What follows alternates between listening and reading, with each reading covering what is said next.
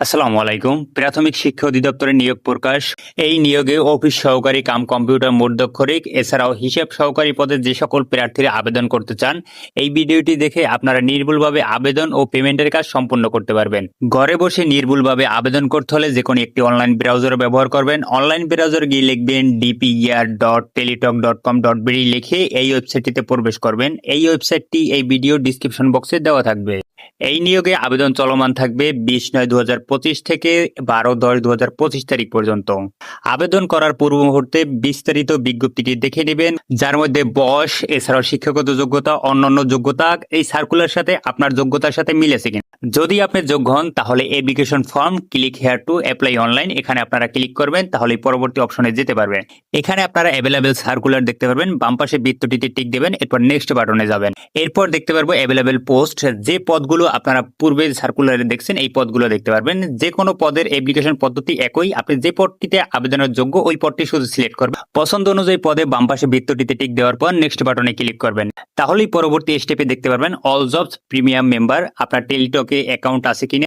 এখানে নো অপশনটি সিলেক্ট করবেন, এখানে 90% ব্যক্তিরই নাই। এরপর আপনি নেক্সট বাটনে যাবেন। এরপর দেখতে পারবেন আপনার অ্যাপ্লিকেশন ফর্ম, এখানে বেসিক ইনফরমেশন দেখতে পারবেন, উপরে আপনার পদের নাম দেখতে পারবেন।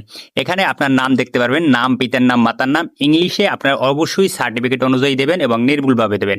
আর বাংলার ক্ষেত্রে নাম, পিতার নাম, মাতার নাম এগুলো আপনার এনআইডি কার্ড অথবা জন্ম সনদ অনুযায়ী আপনার সঠিক তথ্যটি দিবেন। পরবর্তীতে দেখতে পারবো জন্ম তারিখ, এই জন্ম তারিখ অবশ্যই এসএসসি সনদ অনুযায়ী দেবেন, এছাড়াও এনআইডি কার্ড বা জন্ম সনদ অনুযায়ী দিতে পারবেন, কিন্তু মূলত আপনার সার্টিফিকেট তথ্য সঠিক রাখতে হবে।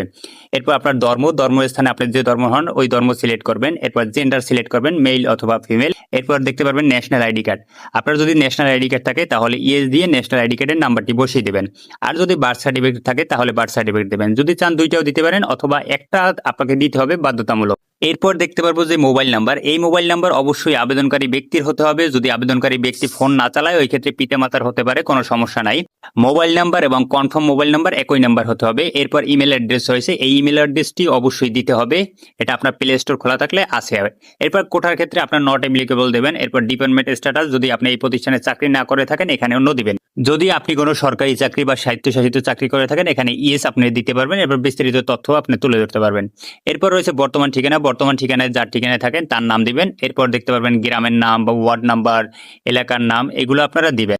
বর্তমান ঠিকানা আপনার যে কোনো স্থানে হতে পারে, আপনার এলাকার নাম বা গ্রামের নাম এগুলো আপনার ব্যবহার করতে পারবেন। এরপর রয়েছে যে জেলার স্থানে আপনি যে জেলার আওতায় আছেন ওই জেলাটি সিলেক্ট করবেন। এরপর উপজেলা, তারপর রয়েছে পোস্ট অফিস, ওই স্থানে পোস্ট অফিস দিবেন। এরপর রয়েছে পোস্টাল কোড, যে 4 ডিজিটের জিপ কোড ওইটা আপনি দিবেন। এরপর দেখতে পারেন স্থায়ী ঠিকানা ডান পাশে, যদি একই